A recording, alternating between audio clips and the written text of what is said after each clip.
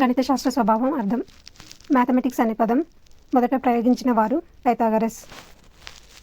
గ్రీక్లో మ్యాథమెటిక్స్ని teaching అనే 2 పదాలుగా చెప్పడం జరిగింది. మ్యాథమెటిక్స్ అంటే నేర్చుకోవడం, టీచింగ్ అంటే కళ లేదా సూక్ష్మ పద్ధతి. లాటిన్ నందు మ్యాథమెటిక్స్ను ఆర్ట్స్ మ్యాథమెటికా అందురు, అంటే గణిత కళ అని అర్థం. సాంస్క్రిట్ నందు మ్యాథమెటిక్స్ను గన్ అందురు, గన్ అంటే లెక్కించడం, లెక్క. హిందీ నందు గణిత అంటే గణన శాస్త్రం. తెలుగు నందు గణిత శాస్త్రం అందును.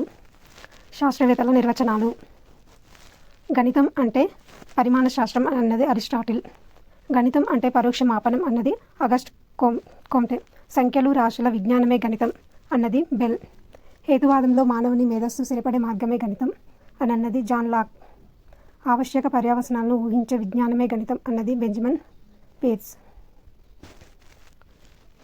పరస్పర సంగతములైన స్వీకృతాల నుండి ఉత్పన్నమయ్యే సమగ్ర చర్చా ఫలితమే గణితం అన్నది బెర్ట్రాండ్ రస్సెల్.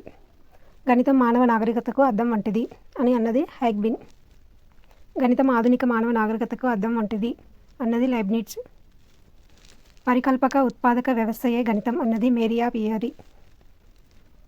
విజ్ఞాన శాస్త్రం కన్నా మిన్న అయినది, మానవునికి నిత్య జీవితంలో ఉపయోగపడినది, ప్రదర్శించబడినది, ప్రశంసనీయమైనది గణితం అన్నది బెంజమిన్ ఫ్రాంక్లిన్.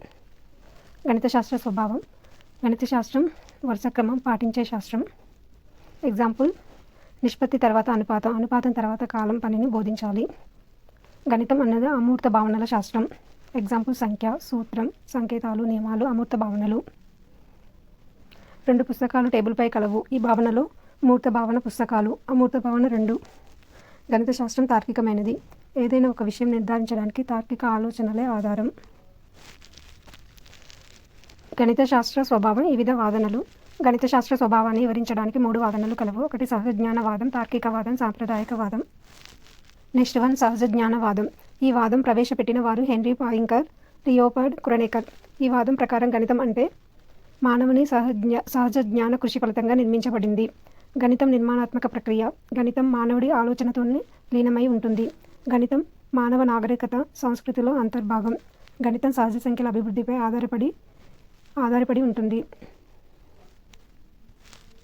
నెక్స్ట్ 1 తార్కికవాదం. ఈ వాదం ప్రవేశపెట్టిన వారు Bertrand Russell, A N Whitehead. ఈ వాదం తెలియజేయు గ్రంథం ప్రిన్సిపల్ మ్యాథమెటికా. రచించిన వారు Bertrand Russell and A N Whitehead. ఈ వాదం ప్రకారం గణితం అంటే గణితమునకు పునాది తర్కం. ఏదైనా ఒక భావన స్థిరీకరింప చేయడానికి తార్కిక ఆలోచనే ఆధారం. నెక్స్ట్ 1 సాంప్రదాయకవాదం. ఈ వాదం ప్రవేశపెట్టిన వారు డేవిడ్ హిల్బర్ట్. ఈ వాదంను డేవిడ్ హిల్బర్ట్ గ్రాండ్లీ గ్రిండెర్ మ్యాథమెటికా గణిత పునాదులు అనే గ్రంథం రచించినారు.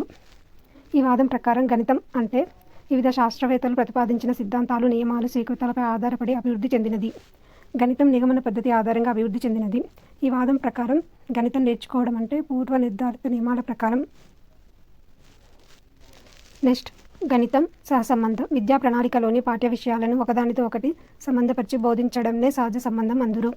హెర్బర్ట్ అభిప్రాయం ప్రకారం విద్యలో వివిధ భాగములైన గణితము, భాష, విజ్ఞాన శాస్త్రం, సాంఘిక శాస్త్రములు సమైక్యపరిచి బోధించడమనే సహసంబంధం అందురు. ఏదైనా విషయంలోని సమస్యకు మరొక విషయం సహాయంతో పరిష్కరించడమే సహసంబంధం.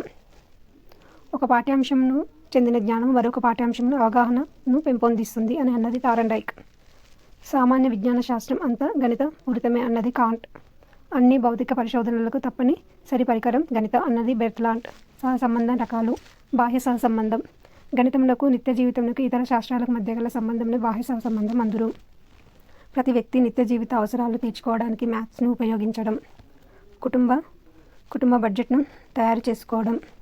గణిత విజ్ఞానం మార్కెటింగ్, ఇండస్ట్రీ, బ్యాంకింగ్లో ఉపయోగపడటం.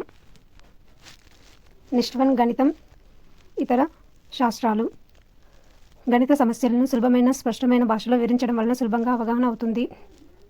గణితం లేకుండా వస్తుగమన నియమాలు, ఉష్ణం, ధ్వని, విద్యుత్ శక్తి సమస్యలను సాధించలేము.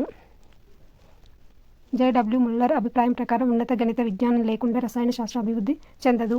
నిష్పత్తి, అనుపాతం అనే భావనలు రసాయన పదార్థాల సమ్మేళనం, సమీకరణాల సమతుల్యతను ఉపయోగపడటం.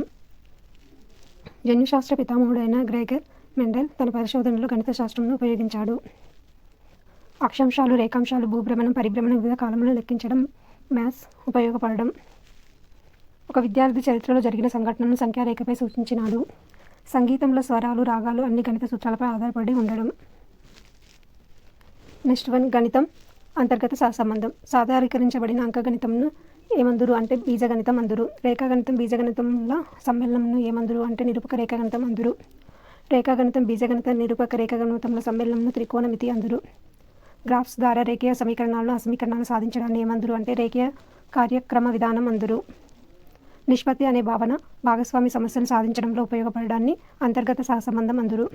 శాతాలు అనే భావన రుసుమును సమస్యలను గణించడంలో ఉపయోగపడడం అంటే అంతర్గత సహసంబంధం. Next one extra scientist Hypatia. ఈమె అలెగ్జాండ్రియాలో జన్మించినది. ఈమె తండ్రి థియోన్ గణితంలో, ఖగోళ శాస్త్రంలో, తత్వశాస్త్రంలో పాండిత్యం గల వ్యక్తి. హైపాటియా ప్లాటోనిక్ పాఠశాలలో ప్రిన్సిపల్గా పనిచేసేవారు. టాలమీ అనే రచించిన గ్రంథం Almagest. Hypatia commentary on Ptolemy Almagest రచనలో తన తండ్రికి సహాయపడినది.